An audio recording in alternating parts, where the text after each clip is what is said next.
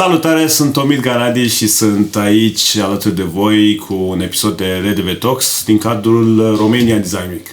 Invitatul nostru de astăzi este Stella Nikolakaki, arhitect și asociat la UN Studio.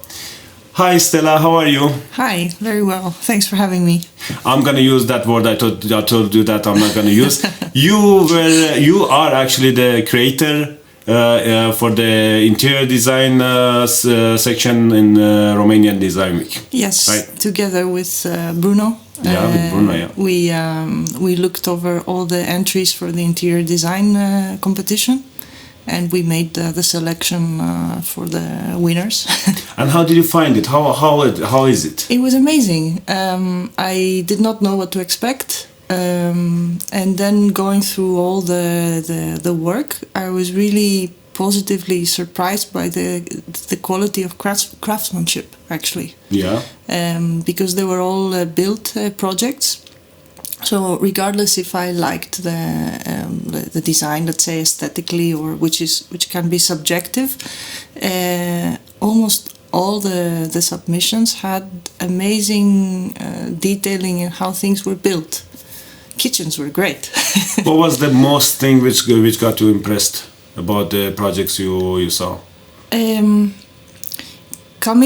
Because I often come to Bucharest.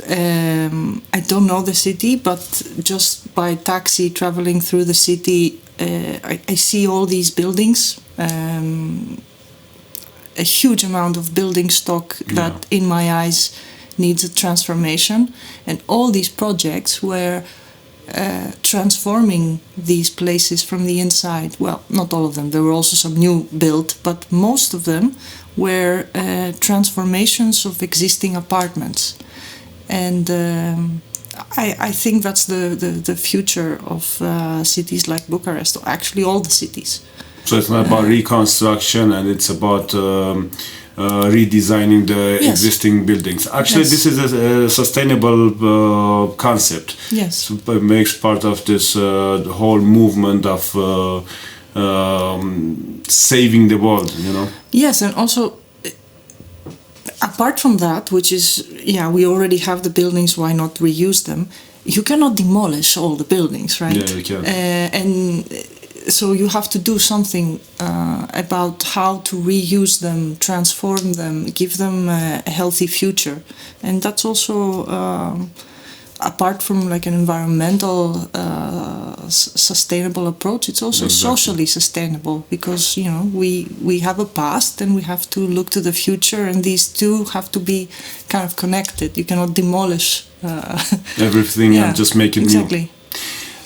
We were discussing before we start to film the fact that you quite come to Romania, but you don't really have time to spend to visit Bucharest. Yes, unfortunately. I think it's interesting for me to know how did you feel.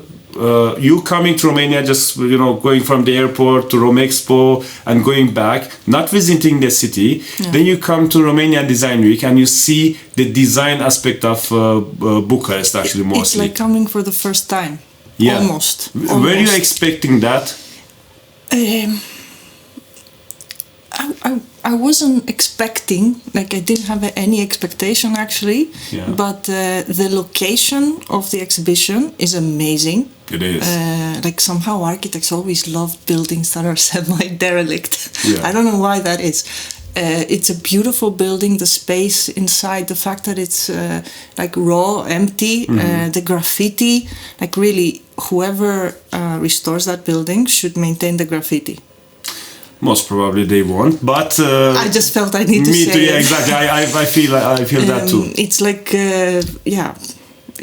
it's amazing because it's got the story of the city. Exactly, it's a historic building. Exactly, which it has had actually some intervention contemporary on it. Not finished. Then demolished again. Then street graffiti, the street art has been there, and then you see the Ateneo, the huge, impressive building.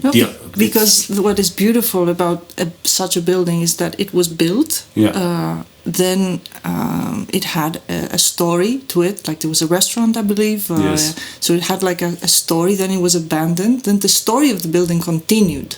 Yeah. And it would be a shame to restore it to what it was just originally, because it's then like forgetting about the story. What happened actually? Yeah, it's like trying to make something new again. Yeah. And the idea is not to make something new, is to restore the whole life of something. So yeah, if I were the architect restoring it, I would really, really push for to keep, not everything. You cannot keep everything because it also has to be functional, right? Yeah. But to keep that part of that story. Especially that we have seen this building in this stage for a while, so it's the part of the aesthetic of the street, because it's a really important street there. Cala Victoria, it's the main street of Bucharest, and that image has been there for at least 20 years. So if you just change it like this and put something else there, it's not gonna be it's not gonna feel right. So you see, we are talking about the city. We are talking about what we would do if we were the architects and these kind of things. But you see, Romanian Design Week brings the creative people all together. And actually everything we're going to expect from a city is going to happen through these creative people. So how important do you think that events like Romanian Design Week are for community, for society? And I'm not talking only for the creative part of it. I'm talking about the city, the country, the society. I think it's super important. First of all, because it allows people that are not part of this design world to get familiar with it. Because I know, well, maybe I'm making an assumption here, but also because I come from Eastern Europe, so I know that people are not so familiar with what design is, what designers do, and why they're useful. Maybe it's not like that here, but maybe I'm making an assumption that is wrong. But it's always good to create an event that's open to the public, and that's not like an inner circle of designers and architects talking to each other. We had this discussion earlier. It's important to open up to people that are not aware, that don't know, that can see what can be useful, how a designer, whatever designer, can be useful for them. Because at the end we're serving them, right? Yeah, exactly. Yeah, and yeah, it's right. It's if the idea is to connect the creative community to the rest of the city, and that's the only way it's gonna work out. You know that the team, actually the subject of this year's Romanian Design Week is Unlock the City. How do you think that Romanian Design Week actually can, and how should it unlock the city? What does it mean for you, unlock the city? Okay, that's a good question. First of all, the venue. I think that was a great selection. I'm sure in Bucharest or in other cities, I don't know if Romanian Design Week only happens in Bucharest, maybe it's other cities as well. It happens only in Bucharest. I'm sure there are venues similar to the one that is happening in this year that could benefit from exposure, or from people entering them, for life entering them. I think that would be an amazing way to unlock the city. And not just buildings, areas, districts, to move this thing around in such a way that it would bring life, or unexpected life. I think that would be quite interesting. I think that would be a really good way to... You have been to similar events in the other countries too? Yes. Well, I've been to events like that in Greece multiple times, in Amsterdam, in Eindhoven actually there's the design week there, but those are kind of different scale events. But mostly in this type of thing with this type of approach, mostly in Greece actually. Yeah. You see, I'm asking this question because it's interesting for me from the foreign curators to get some input for what could we do better or what could we add to Romanian Design Week, because for sure you've been in other places, as you said, and you've been to other events. What do you think that we can add? Give us a gift. Okay. I don't know if I can give you such a gift, but maybe... That means that we're really perfect. I don't know, maybe connect it to other things happening in the city. Like maybe make Romania Design Week like it needs to have like a hub, like a central mothership, but it's good to have satellites, to have other events happening. It does actually. Yeah. It's called Design Go, and there's a map of places with events which are happening in this period. Each day there are events, there are things to visit, creative area. So I told you we're pretty perfect. Thank you very much. So let's go to the... I want to jump on your career, and then I'll come back to the Romanian Design Week. Your story, your CV is impressive. I've been reading about what you've been doing, and it's honestly, we're gonna write down in the description of the episode all about you. So I don't want to start to tell people now. Well, don't say too much. Yeah, because it's a lot to read. But one thing which really attracted my attention actually about your career was the fact that you have been working on big projects from the concept, detailing, to the project management. From my point of view, these three things are the things which can make a project perfect or destroy it. There is a really huge story about the connection between these three parts. How is it to do all of this, and how can it happen well?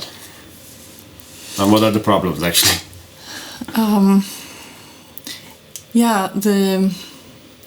That's a really good question.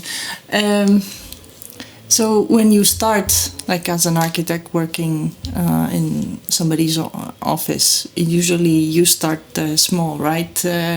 You might be given some drawings to do, or if they think that you have good ideas, they might ask you to come up with some ideas. And as you develop, you start being a little bit more control of the process, and then you end up kind of leading a team. Yeah. And at that moment, you have people that, like you, when you were younger, when I was younger, they have a small part or a larger part. They have talents and abilities. So if the goal for me at least to be able to do good projects is to be able to enable all these people to do what they do best. So you tap into the creative part, so coming up with ideas. Yeah. Maybe you don't have time to kind of really sit and come up with ideas, but then at least you become a little part of it. You enable people to come up with ideas. Then the detailing part should be together, so that, because a concept is a concept. If you want a concept to become a building, the detailing part should also be part of the concept, should be consistent. Otherwise, you just have a theoretical idea and you have a completely different building. So everything has to come in a loop and has to work together. It's very easy to separate. It's very easy to say, I have a design team, I have a technical team, and I'm just doing planning and Excel sheets, and somehow things come together. But the only way for things to come together is to have people enabling everybody to work together and to have a concept from start to to try to have a concept from start to finish. And I know that's not always, you start with a concept, then you end up with something else, and somehow we say, okay, let's forget about the original concept. Now we have something else. Let's build a concept with what we have. Yeah. But that's also okay, as long as there's consistency. It's not a linear process, you go in circles, and it's very important to be able to link all these three together, like the ideation part, the drawing and detailing part, and when the building is actually built, and to have people that can work together and to have people that enable people to work together. Because at the end, what's project management in architecture?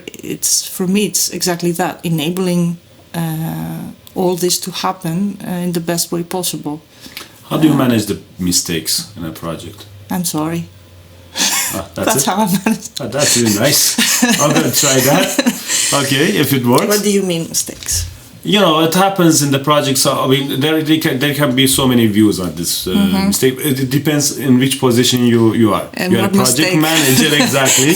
And you see a mistake in detailing. You are in a detailing area. You see something which the project manager didn't really understand it. And all these things. How do you, because, mistakes happen. It's inevitable. You just have to deal with them. If you see a mistake when you're in construction and you see a mistake happening, you have to flag it. Yeah. And at that point, doesn't matter who made the mistake, you have to fix it and then go. That was what I was looking for. So it doesn't matter who made the mistake. Well, you don't shoot anybody. Within the team, never. Never. Okay. If it's someone else, we just shoot them. Yes. Okay. Nice. Okay. So yeah. No, we don't shoot anybody. Within the process of design, if a mistake happens, you don't shoot anybody. You try to fix it and actually learn from it. Yeah.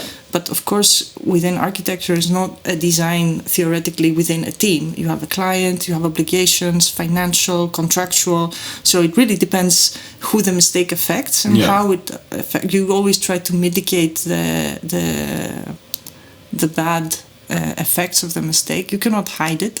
Yeah, I know. For me, honesty and transparency is always the best way out of things. Because if people think you're covering up mistakes, then they will always start checking you. Yeah, they will lose their faith in you, and exactly. I think that's a moment in which I would love to leave the project if people lose their faith in me. Yes. And I think that I was asking you actually this question because from my personal point of view, I sometimes feel like our job has been seen like an exam, so everybody is with the eyes on us, and when they catch something, slightest mistake they're like, you see, that's where you made a mistake. So that's the feeling which I've been gaining. Because sometimes we want to portray an image of perfection. Yeah. And that's a mistake, because then you have this. Everybody makes mistakes, After the plans go from us, the project leaves our office. Everybody starts making mistakes, and it's okay because human beings, they make mistakes. But if somebody finds a mistake in our plans, that's a huge problem, And I was curious, how do you manage these mistakes? Who finds the mistake? Exactly. It depends who finds the mistake. That's the good thing, to be also the project manager, also everything, If I find the mistake, the control. I will just show the mistake. Exactly. And I will expect that mistake doesn't happen again, but, most likely it will. If the client finds a mistake, depends on which stage they find the mistake. Because I'm sorry is always an answer. I'm sorry, I'll fix it, it slipped. Yeah. people are people. If you acknowledge a mistake, then people cannot say anymore. What are they going to say? If you start trying to defend the mistake, then it goes to a different... The story goes complicated, everybody's going to defend themselves and this kind of... But again, it depends on the size of the mistake, the time the mistake happens, the implication of the mistake. So it's not an easy question to ask. But generally, acknowledging if it is indeed a mistake, and if it is indeed your fault, just acknowledge and try to fix. Great. Getting back to Romanian Design Week... you've seen the projects from the interior design section, you've seen the other projects.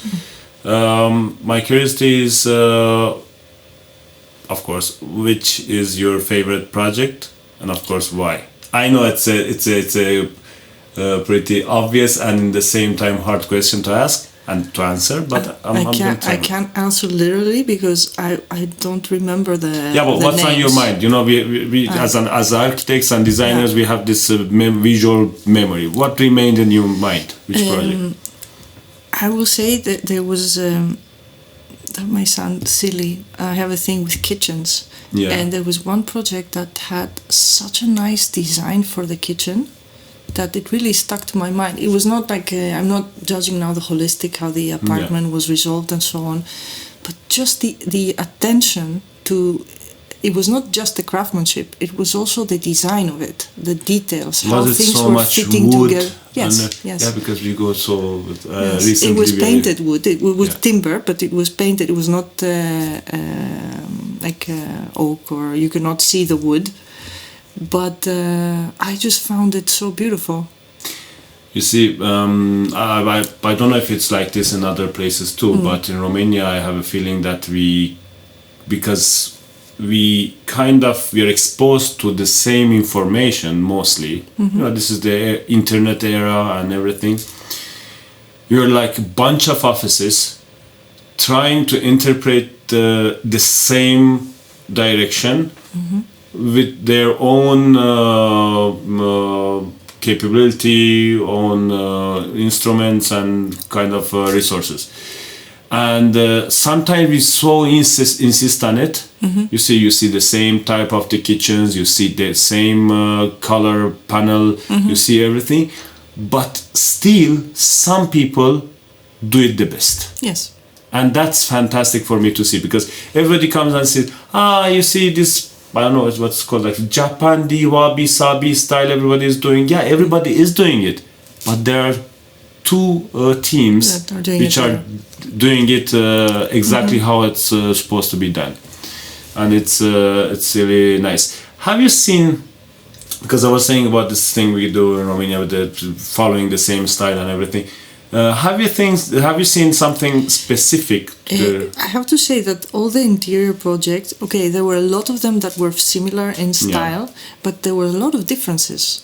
There were a lot of submissions that kept to kind of a more Art Deco-ish or more a style that was a bit more not too ornamental, but that had an Art Deco-ish feel. They were this kind of Japanese minimalism kind of thing. There were the ones that were more industrial. You could see the categories, but you could also see that there were some like sparks in so it was quite actually that was my question. Did you see some specific common things in between the projects which kind of connect them to each other? The new projects, the new builds were very similar to each other. That I can say. They were kind of this modern chic kind of I don't even know how to call it, but modern chic would be but the transformations were quite different from each other. I suppose that the depends on the building you're working to, because Romania it's a huge mix of styles of buildings, mid-century, contemporary, communist, everything. So it depends on the canvas, I guess. Yeah. So it was quite that was quite different. Stella, It's been a great talk. Thank you very much. Thank you for having me. Thank you for being here. Thank you for, I'm going to try one more time, creating the... Close enough. Exactly, I'm getting the projects. And keep up the good work. And I hope that you're going to continue to come to Bucharest and visit Bucharest actually more. Today I'm walking for 5 hours after I leave here. For 5 hours? 5 hours at least. Okay, you're going to see a lot. I got my... I don't have an itinerary, of course. I'm just going to walk. Just walk around. Yeah, that's the plan. Thank you very much. Thank you. Have a nice day. Oameni buni, am încheiat episodul ăsta cu Stella și ce să zic, dacă v-a plăcut, dați acolo un share, un subscribe, un like, spuneți prietenilor să se uite ca să putem să trimitem mesajul cât mai departe. Mulțumesc și ne vedem pe data viitoare.